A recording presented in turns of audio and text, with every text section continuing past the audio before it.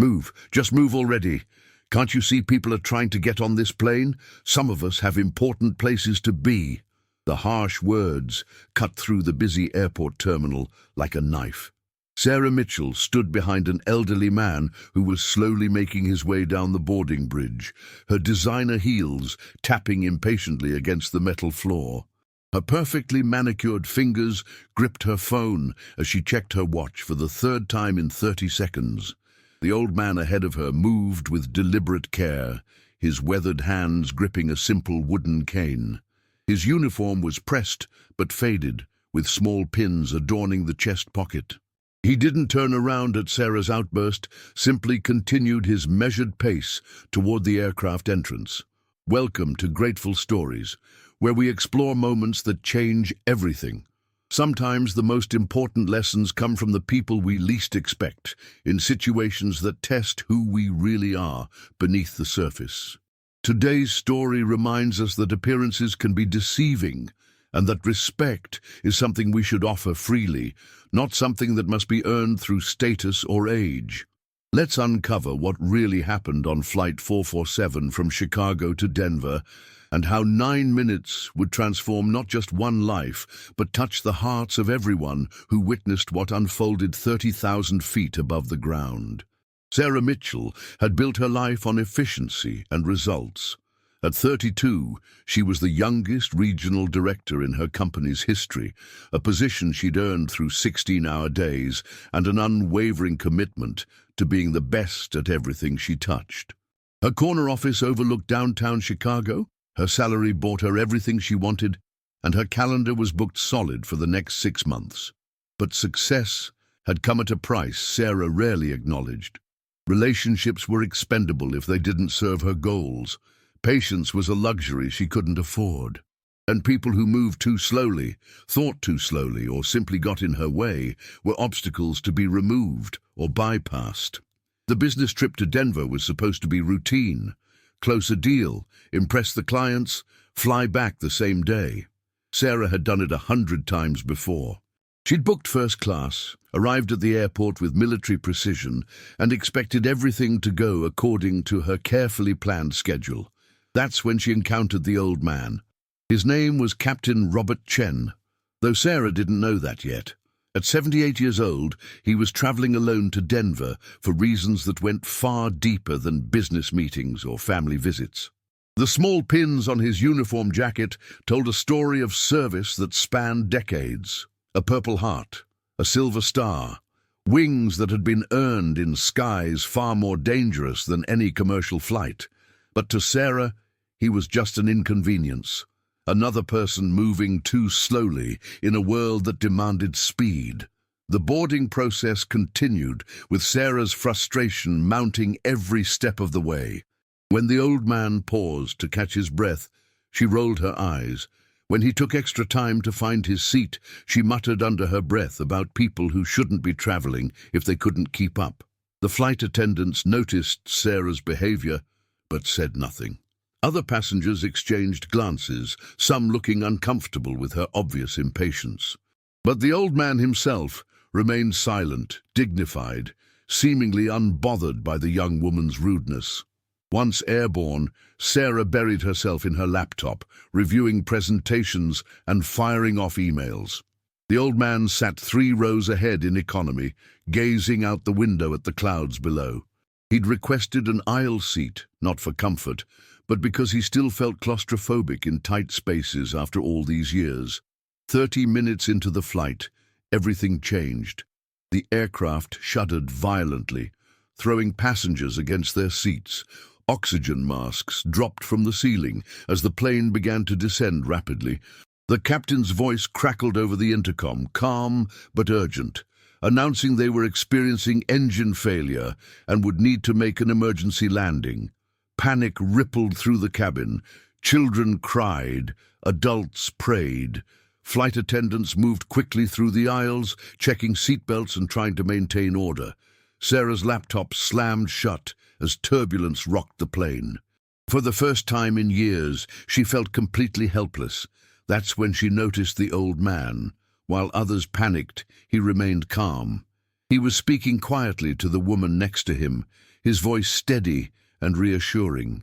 He helped a young mother secure her child's oxygen mask, his movements confident despite his age.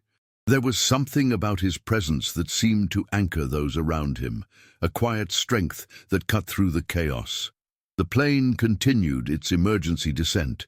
Sarah found herself watching the old man, no longer seeing an inconvenience, but witnessing something she couldn't quite name: leadership, grace under pressure. The kind of calm that only comes from having faced far worse situations and survived. As the aircraft leveled off and the captain announced they would attempt an emergency landing in Kansas City, the old man stood up. He moved through the cabin with purpose, speaking to passengers, offering comfort, helping where he could. His age seemed to fall away as he took command of the situation without ever raising his voice or demanding attention. Sarah watched in amazement as this man she'd dismissed as a burden became the steady hand that guided dozens of frightened people through their darkest moment. He knew exactly what to say, exactly how to help, exactly when to act. It was clear he'd been in situations like this before, though she couldn't imagine when or where. The emergency landing was rough, but successful. As the plane came to a stop on the Kansas City runway, surrounded by emergency vehicles, passengers began to cheer and cry with relief. The old man returned to his seat, his face showing the exhaustion that fear and adrenaline leave behind. That's when the captain emerged from the cockpit. Sarah watched as the uniformed pilot walked directly to the old man's seat. Without a word, the captain removed his cap and stood at attention. The gesture was simple but unmistakable. It was a salute, offered with the deepest respect from one aviator to another. The old man smiled and nodded, returning the gesture with quiet dignity. Around them, passengers began to understand that something significant was happening, though few grasped the full meaning of what they were witnessing. The captain spoke then, his voice carrying through the cabin. "Ladies and gentlemen, I want you to meet Captain Robert Chen, United States Air Force, retired." Captain Chen flew 43 combat missions over Vietnam and saved countless lives during his service. He was also my flight instructor 25 years ago and taught me everything I know about staying calm when things go wrong. The cabin fell silent as the weight of those words settled over everyone. This quiet old man, who had endured Sarah's impatience and rudeness without complaint, was a war hero, a teacher, a man who had spent his life serving others and had continued that service even in retirement, comforting strangers in their moment of greatest fear. Sarah felt something break inside her chest. The shame was overwhelming, but it was more than that. She was seeing clearly for the first time in years, recognizing how narrow her world had become, how blind she'd been to the value of people who didn't fit her definition of important. As passengers began to disembark, Sarah found herself walking toward Captain Chen. Her hands were shaking, not from the emergency landing, but from the magnitude of her own behavior. She had no idea what to say, how to apologize for something that suddenly seemed unforgivable.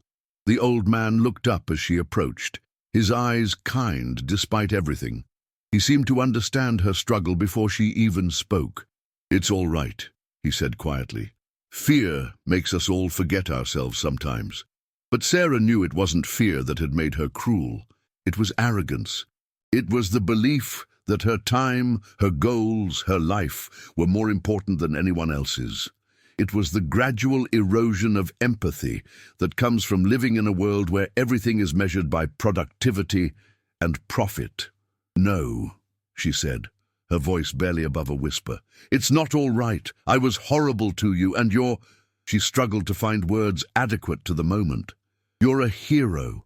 You served our country. You probably saved lives today, and I treated you like you were worthless." Captain Chen studied her face, seeing the genuine remorse there. "I served because I believed in something bigger than myself," he said. "But every person on this plane today is worth the same respect, regardless of their uniform or their service record, including you." Idul, the simple grace of his response broke something open in Sarah. She found herself crying, not just from shame, but from a recognition of how much she'd lost along the way, how many people she'd dismissed, how many opportunities for connection she'd missed because she was too busy, too important, too focused on her own narrow definition of success. "How do I fix this?" she asked. "How do I become the kind of person who helps instead of hurts?" Captain Chen smiled, the same expression he'd worn when comforting frightened passengers during the emergency. "You start by remembering that everyone you meet is fighting a battle you know nothing about. You practice kindness, not because people deserve it, but because it's who you choose to be. And you understand that true strength isn't about moving fast or being first. It's about lifting others up when they need it most." The delayed flight gave Sarah and Captain Chen 3 hours together in the Kansas City airport. She learned that he was traveling to Denver to visit the grave of his wingman, who had died saving their squadron 50 years ago. It was a pilgrimage he made every year, alone, carrying the weight of survival and the responsibility of memory. She told him about her life, her career, her relentless pursuit of success that had left her isolated and angry. He listened without judgment, occasionally asking gentle questions that helped her see patterns she'd never noticed before. "Success isn't about how fast you climb," he told her as they waited for the replacement aircraft. "It's about how many people you help climb with you. The medals and ribbons don't matter as much as the lives you touch along the way." When they finally boarded the new plane to Denver, Sarah insisted Captain Chen take her first-class seat. He tried to refuse, but she wouldn't hear of it. It was a small gesture, but it felt like the beginning of something larger. 6 months later, Sarah's life looked completely different. She still worked hard, still achieved her goals, but her definition of success had expanded. She started a mentorship program at her company, pairing young professionals with experienced colleagues. She volunteered at a veterans center, helping former service members transition to civilian careers. Most importantly, she learned to see people, really see them. The janitor who worked nights to support his family, the elderly woman who struggled with technology but had wisdom to share, the colleagues who moved at different paces but brought different strengths to every project. She kept in touch with Captain Chen, calling him every few weeks to share stories of kindness witnessed and offered. He became the grandfather she'd never had, the moral compass she'd forgotten she needed. The last time they spoke, he told her something that stayed with her forever. The measure of a life isn't in the accolades or achievements. It's in the moments when you choose to be better than you have to be, especially when no one is watching. Today, Sarah Mitchell is still successful by conventional measures. She still closes deals and exceeds targets. But she's also become known for something else. Her ability to see potential in people others overlook. Her willingness to slow down when someone needs help. Her understanding that true leadership means serving others, not just commanding them. The story of Flight 447 reminds us that heroes don't always wear capes or carry badges. Sometimes they wear faded uniforms and move slowly through airport terminals, carrying decades of service and sacrifice with quiet dignity. Sometimes they're the people we're too busy to notice, too impatient to appreciate, too focused on our own goals to recognize. But when crisis comes, when fear grips us and chaos threatens to overwhelm, those quiet heroes step forward. They offer steady hands and calm voices. They remind us what courage looks like in action, what service means in practice, what love looks like when it's extended to strangers. Captain Robert Chen never sought recognition for his actions that day. He simply did what he'd always done, served others when they needed it most. His legacy isn't just in the medals he earned or the battles he fought, but in the lives he touched with simple acts of kindness and strength. And Sarah Mitchell learned that the most important transformation isn't in achieving more or climbing higher. It's in becoming the kind of person who lifts others up, who sees dignity in every human being, who chooses compassion over convenience. In a world that often rewards speed over wisdom, achievement over character, individual success over collective good. Their story stands as a powerful reminder of what really matters. It's not about being first in line or having the most impressive resume. It's about being the person others can count on when everything falls apart. The next time you're tempted to dismiss someone as too slow, too old, too ordinary, remember Captain Chen. Remember that every person you meet carries stories you'll never know, battles you'll never see, and wisdom you'll never access if you're too impatient to listen. True gratitude isn't just about being thankful for what we have. It's about recognizing the value in what we might otherwise overlook. It's about understanding that our greatest teachers often come disguised as inconveniences, and our most important lessons arrive when we least expect them. So slow down, look around, see the heroes hiding in plain sight, waiting for their moment to remind us all what courage, service, and grace look like in action. Because in the end, those are the stories that matter most. Those are the moments that change everything. This is Grateful Stories, reminding you that every day offers opportunities to choose kindness over cruelty, patience over impatience, service over selfishness. The question isn't whether you'll face those choices, but how you'll respond when they arrive. Will you be ready to see the hero in the person you might otherwise dismiss? Will you choose to be grateful for the lesson, even when it comes wrapped in humility? The choice, as always, is yours.